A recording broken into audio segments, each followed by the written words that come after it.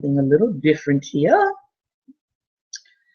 All right, it looks like we are broadcasting with both our Periscope as well as our YouTube. And we're trying to get the same view for both. So hopefully this should work. Good morning to all who are coming in. You can tap a heart and let me know that you can see and hear clearly. Again, tap a heart and you can see and hear clearly. Put a heart on the screen, just one heart. I am not a heart hog. I do not hold people ransom for hearts. But I just want to know if you can see and hear clearly, just to put a heart on the screen for me, please.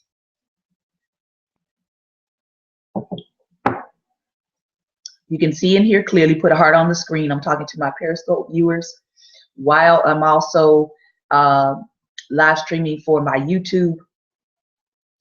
If you'd like to catch the archive of any of these videos, just in case Periscope does something crazy, then you can catch the archive of these videos at Church Love 333. We're going to get started in just a moment.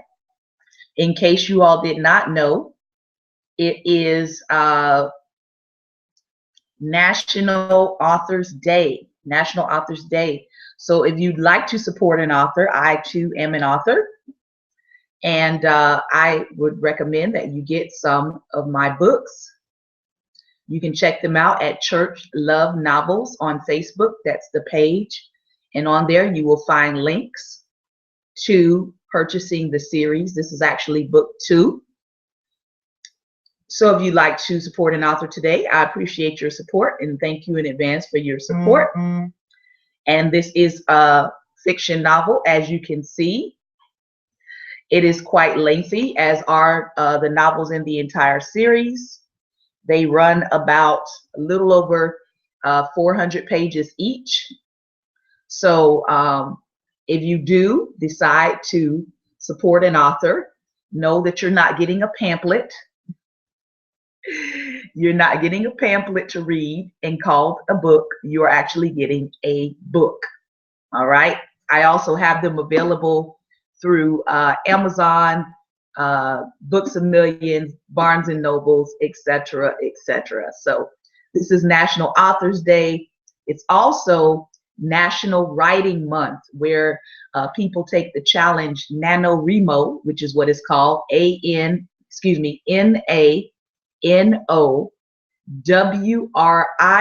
NaNoWriMo.org. You can go there and you can take the challenge this month to try to write a book or to try to write a novel in 30 days. So that's something that authors are doing all across the country. As it is National Writing Month, people take that challenge to get involved in writing. So I've got my own story. I've got my own supernatural testimony of how I got involved in writing myself. My first book I wrote in about 4 months. And this was the second book in the series. And as you can see on my platform back there, there's 3 books in the series. So if you want to check it out, feel free to do that. You can check it out on my Facebook page, Church Love Novels. All right. So good morning to you all. I hope that everybody is having a great and wonderful Tuesday. Yesterday was Motivational Monday for me. Today is Teachable Tuesday. So I hope that you will take the time out to learn something new today. Hopefully you will learn something new in our reading today.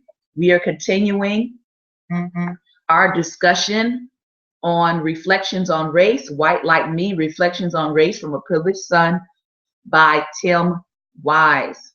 And so we are reflecting on race, racism, white supremacy, white privilege, all of those different things that are coming at especially Black America these days, but really they're coming up at all people of color, whether you are Southeast Asian or whether you are Native American or whether you are Mexican American. We are in a day, in an age, in an hour where people are not thinking sensibly. I'll just put it that way, where people are not thinking sensibly about their fellow human being. So yeah.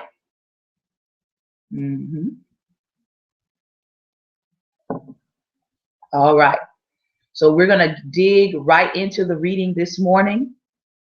And we're continuing on with Tim Wise's story of what happens to his life after he goes on these campaign trails to help people defeat David Duke. So today's reading, I believe, is pretty short. He's covering the governor's race. He's covering the backlash he received from the Jewish community in terms of trying to stop someone like David Duke. He's kind of covering that backlash of what it's like to receive that kind of backlash politically on the campaign trail, stopping someone like David Duke from getting elected in Louisiana. It's very interesting because yesterday, as we did after we finished our reading, all of these different articles all of a sudden started popping up on my Facebook, YouTube about Louisiana and about Jefferson Parish, and how there are still things happening even today with voter suppression in the same area that Tim White is talking about, the same area that he is spending his time trying to suppress, trying to make sure that racism does not have a place in public office. So let's keep reading.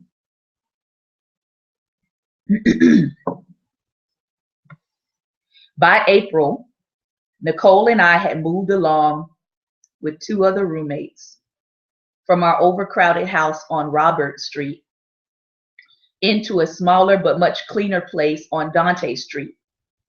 It was so clean, in fact, that Daryl took to derisively calling it the Aqua Fresh condo. Excuse me. Between SOS and the increasing volume of work with the coalition, as the governor's race began to heat up, I was staying plenty busy. Duke picked up where he'd left off in the Senate race, rallying angry whites around such themes like welfare reform, affirmative action, and taxes, promising that if he were elected, he would stand up for whites, whom he proclaimed to be the victims of massive reverse discrimination. Likewise, we at the coalition swung into high gear, coordinating our second campaign without a candidate in 2 years. This go-round, the choice was going to be between Duke, incumbent governor, Democrat-turned-Republican Buddy Roemer, and former 3-time governor Edwin Edwards. Once again, as Duke came on strong, the more moderate Republican faded. In the primary, Duke won 1/3 of the vote, knocking off Roemer and setting up a runoff with Edwards. Edwin Edwards had been a fixture on the state political scene for 30 years by 1991. A freewheeling Cajun from southwestern Louisiana, Edwards had built a reputation as a man of the people, but also as a flamboyant womanizer, gambler, and occasional practitioner of good old-fashioned corruption. Once famous for saying that when it came to unlawful campaign contributions, it was illegal for them to give, but not for me to receive, he quipped now that the only way he would lose to David Duke was if he were found in bed with a dead woman or a live boy. Knowing that there was no way to skirt Edwards' checkered past, we decided to use it as part of the campaign strategy, developing bumper stickers that would soon become known around the country as to people who were watching the race. They simply said, "Vote for the crook. It's important." Soon, it became a battle on the roadways to see which side would claim the allegiance of the most automobiles. On the one side, there were Duke supporters with their blue and white Duke stickers and on the other, those of us with our red and white no Duke stickers, a play on the no nuke slogan of the 70s and 80s, or the black and one-liners about the importance of choosing corruption over its opponent, Nazism. Now, I find that actually interesting that it seems like we are at the same exact crossroads politically with our two presidential candidates. It literally is the choice of choosing corruption over its opponent, Nazism or American fascism or American nationalism. So, here it is 2 decades later, and they're still playing the same kinds of political games. Let's keep reading. During the governor's race, Lance and I discussed the importance, ethically, if not strategically, of more directly confronting Duke's public policy narrative than we had in the previous campaign. Having already released a report on HB 1584 in June, in which we had sought to confront the widespread misperceptions about so-called welfare and the people who received it, it seemed like an important addition to the existing campaign narrative. And seeing how the unprincipled discussions of Duke's taxes, draft dodging, and other minor matters had failed to move voters in the Senate race, those sideline distractions would not be making a comeback this time. Although much was made, especially by the Edwards campaign, about the likely economic disaster that would follow a Duke victory, thanks to corporate and tourist boycotts of the state, even that argument rested upon the notion that Duke's racist extremism is what made him so eminently boycottable. So even the economic argument rested indirectly on an anti-racist foundation. It was still about the unacceptability of bigotry. So my question is, when does bigotry, when does racism, when does sexism become acceptable? You see, because the moment that it becomes acceptable, then that's the moment that you are going to have a hard time fighting against it in this country. You're going to have a hard time not electing it in this country when we make something that is completely unacceptable respectable. When we make something that is completely unacceptable the norm. When we normalize bigotry, racism, hatred, misogyny. When we normalize those things in our culture, then we run the risk of making it acceptable for people who hold these views to hold public office. And when they hold public office, then they have the possibility of helping to shape policy through their hatred. Let's keep reading. We took out full-page ads in newspapers across the state challenging Duke's politics of racial scapegoating, pushing back directly against his tendency to blame poor blacks for everything from high taxes to crime to white unemployment, and looking instead at the real sources of working and middle class insecurity: corporate tax giveaways, downsizing, deindustrialization, and budget cuts for education. Isn't it interesting that these are the same things that are the real sources of the working and middle class insecurity financially? I'm going to read them again. Corporate tax giveaways, downsizing, deindustrialization, meaning moving those industrialized occupations, moving those jobs overseas, or moving those jobs to Mexico, which they are doing, and budget cuts for education. So your children are not getting a quality education. Though it wasn't to be the key element of our campaign, it was nice to be inserting a clearly progressive critique of mainstream conservatism into the mix in ways we hadn't before. For the sake of movement building, it's critical to develop a counter narrative and not merely to rebut the narrative in which you find fault. This time around, we would do that in a much more concerted fashion. Still, the focus was, as it needed to be, on Duke's neo-Nazism. And shortly before the open primary in October, we would come across the kind of bombshell we've been looking for the previous year, which would tie Duke beyond any doubt to a politics of Hitlerian ideology. It came in the form of a series of interviews with British researcher Evelyn Rich, who had met with Duke on several occasions in the mid-1980s while doing dissertation research on the white supremacist movement. Rich, who ironically would later marry one of the nation's leading white nationalists, Jared Taylor, turned out to have done some of the best work for the coalition without even knowing she had done so. Lancet found the recordings of the interviews as well as some transcripts and had me go through them piece by piece, over 8 hours of recording in all. There were gaps in the transcripts, often at key points of the dialogue, which Lance wanted me to fill. He hoped we'd be able to pull enough extremist content from the tapes to use in our campaign. Sure enough, the recordings were filled with open admissions by Duke that his views had never really changed after leaving the Klan, as well as long manic rants about Jews and their pernicious conspiratorial designs on world domination. Listening to his hours-long rambling was like listening to the ravings of a woefully under-medicated psychotic, peppered as it was with references to Jewish responsibility for pornography, obscene poetry, race mixing, drugs, suicide, and incest. And of course, Duke expounded at length in the interviews about his belief that the Nazi Holocaust had been entirely fabricated by a Jewish writer in Hollywood.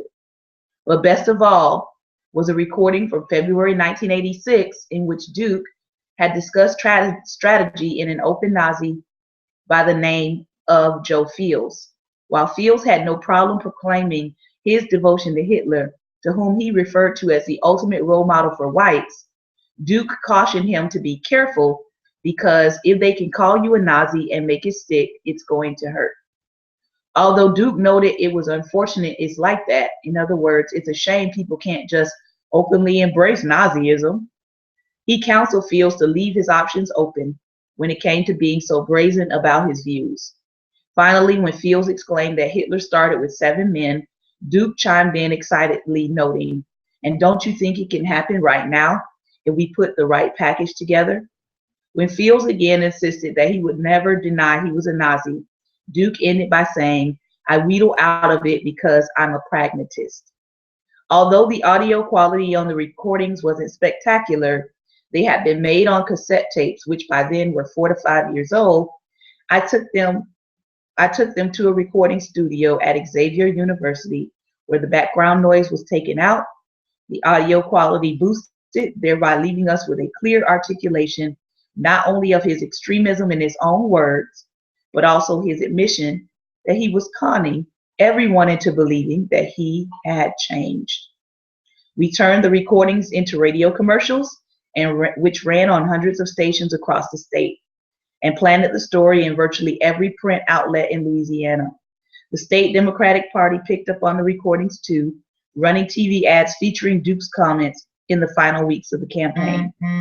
There was no question by election night that Duke would lose. The only real issue was, as with the Senate race, how resounding a defeat could be handed to him. Although the result was better than that from the previous years, Edwards prevailed by a 61-39% margin. The victory for the saner forces in our state was dampened once again by the voter tally among the white people. Although we had managed to pare off a few percentage points of Duke's white support, again, he had still managed to capture nearly 55% of all white votes cast. In other words, most white people in Louisiana had been perfectly prepared to elect a Nazi as governor of the state. Now, I know some people that live in Louisiana right now who will tell you that not much has changed. As had been true in the previous election, Black folks had saved us from ourselves, turning out to the polls in record numbers to defeat Duke again and to defeat white racism. Again, this is for people who don't believe that local elections matter. Local elections matter. You want to keep white supremacists out of office? You want to keep people with Nazism thoughts and ideology out of office, get out and vote. I'm just saying. Oh, and by the way, I've already voted last week. Yeah. The two anti-Duke campaigns had been eye-openers. On the one hand, I knew that most whites in Louisiana were not Nazis or overt racists who believed in the creation of a master race or the carving of the United States into distinct racial subnations. But what I also knew, given the election results, was that most whites were willing to vote for someone who was all of those things, even though they themselves were not. And that's a problem. Sitting alone with my thoughts in the days following the election, I was forced to contemplate what that fact meant. Not only about white people generally, but for me specifically. After all, as easy as it would have been to become a smug in the face of such a thing, to pride oneself on having been enlightened enough and perhaps evolved enough to know better than to vote for a Nazi, the truth was there was very little separating me from those 600,000 plus whites who had voted for David Duke. I had had one set of experiences growing up that delivered me down a different particular path, and they had had a different set of experiences that delivered them down another one. It could easily have gone the other way. I could no more congratulate myself for my insights than I could bash them for their decided lack of the same. These were my people after all, and if we who aspire to be white allies cannot or will not struggle with our people, as we would hope others would struggle with us and often have, then who is going to do it? One thing I knew at that moment was that it wasn't the job of people of color to fix us. It was our job. It was on us to practice that personal responsibility about which we so readily preach to people of color. It was time for self-help. We got one more section to read, but I want to reiterate that. Lord, I want to reiterate that. It is not the job. I'm going to say it real slow. It is not the job of people of color, Tim Wise says, to fix white people. He says, it is white people's job to take on the task of educating fellow white people. I happen to agree 1,000%. Online all the time, I get my fellow white brethren asking me to do their research. And my response is, Google is available. There is no reason in 2016 that people can feign ignorance. Now, I will give you a list of things you can research. I'll give you a list of terms, research terms that can help you to find some of the information if you want to know. But it is not Black people's job to be your personal researcher about oppression in this country. There are too many resources, too many libraries, too many books that are available that if you truly want to be educated, if you truly want to understand what's happening and what has happened in the past and how it is affecting the present and how it is ultimately affecting the future, to check out. So I agree with him 1,000%. It is not the job of people of color to fix us, he says. It was our job. Because we so readily, and he is right, we so readily preach to people of color about how people of color need to handle their business in their community, need to fix the people in their community, need to handle the black and black crime in their community. But I see very few white people turning to each other and saying, we too need to fix what's going on in our community. We too need to get a handle on the heroin addiction in our community. We too need to help the coal miners in West Virginia. So every people group needs to be responsible for helping the issues within their people group. I agree 1000%. And we don't need to look at one people group and think that they're the only people who have problems. I guarantee you, every people group has its problems. I was listening to a friend of mine yesterday who is Southeast Asian, and I didn't realize that Southeast Asians have colorism issues with East Asians. They have colorism issues with each other. So every people group has their different issues that they need to work on, and they're working out. So you can't look at one group and continually try to deflect onto that group while ignoring the problems in your own people group. Because that's what I call deflection is every time somebody says, well, what about black on black crime when we're talking about police brutality?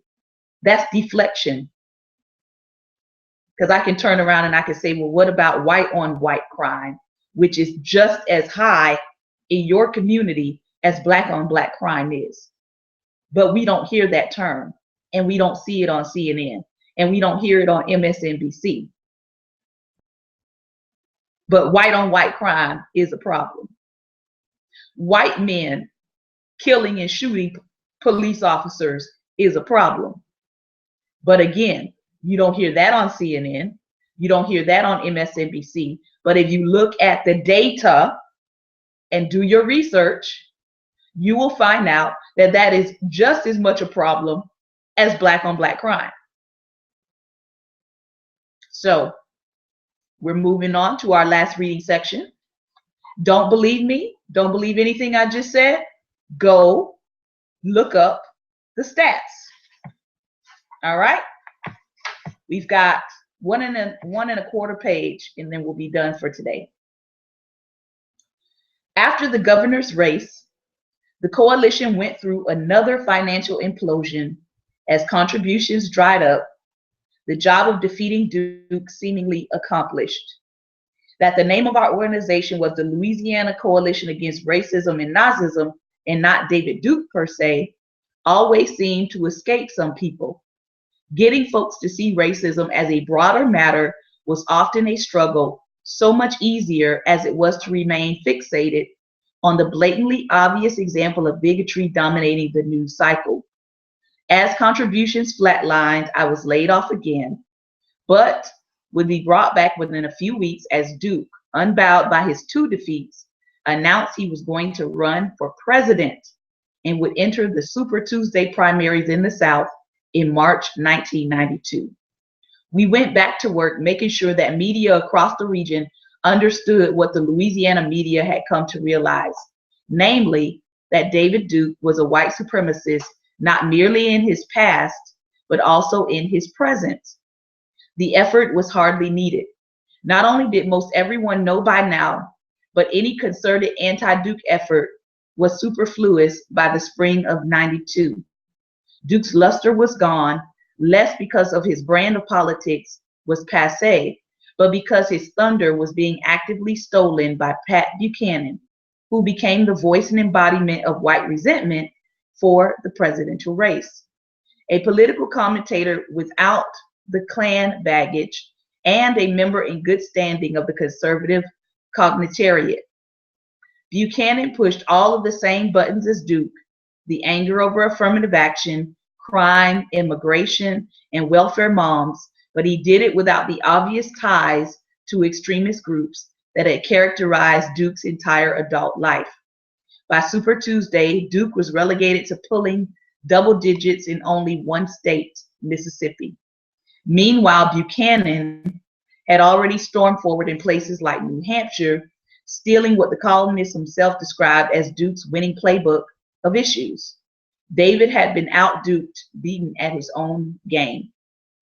In the larger social sense, Duke's electoral demise was a huge victory for anti-racist forces And never has anyone been so grateful for having worked himself out of a job as I was in that moment. That said, I had indeed worked myself out of a job. Little did I know that it would be a while before I really had another one. Unemployed and uncertain as to what I might do next, I could hardly put up much of a fight when Nicole got offered a job in Houston and decided to take it. Though I couldn't imagine living in Texas, I was in no position to argue the point.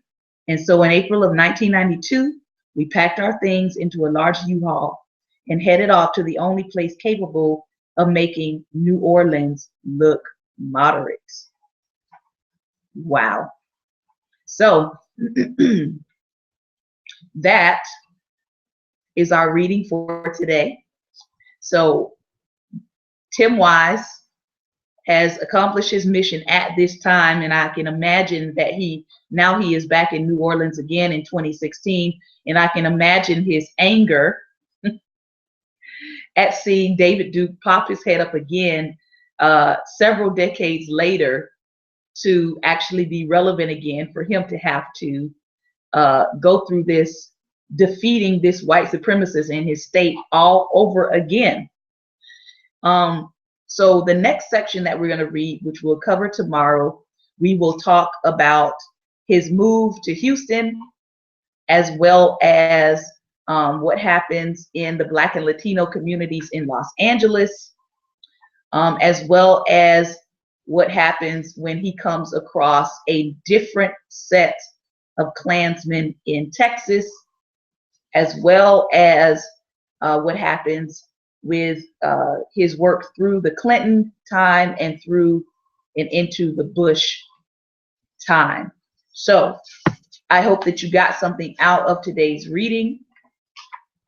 As he said, it is never a win when you realize that the white community may not believe or may not practice white supremacy, but they will vote for someone who does.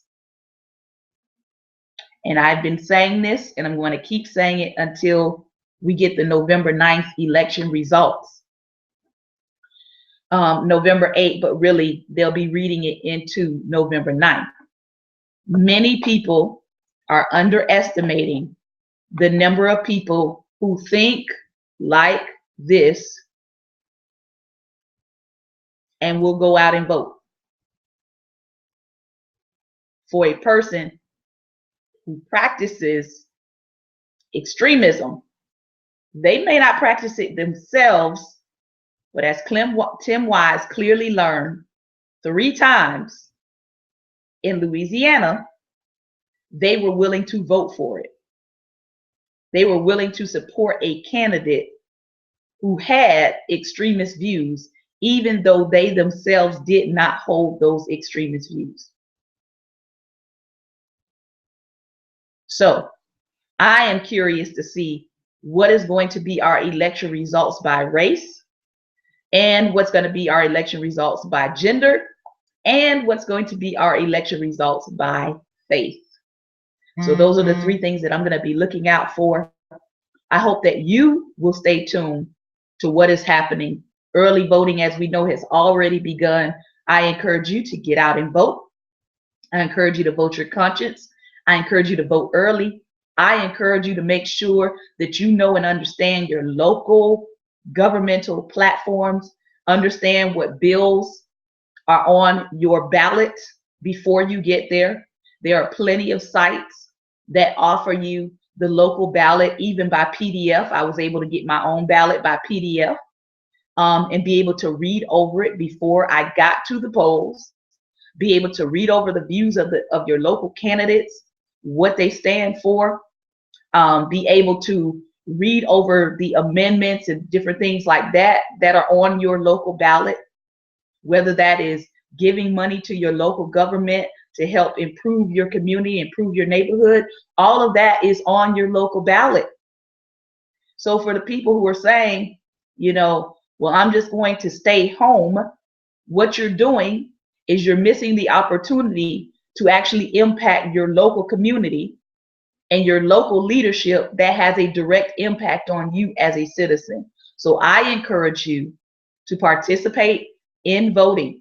If you feel like, hey, I can't choose a presidential candidate, there are other things on your local ballot, trust me, that you need to be voting on that are going to affect you directly.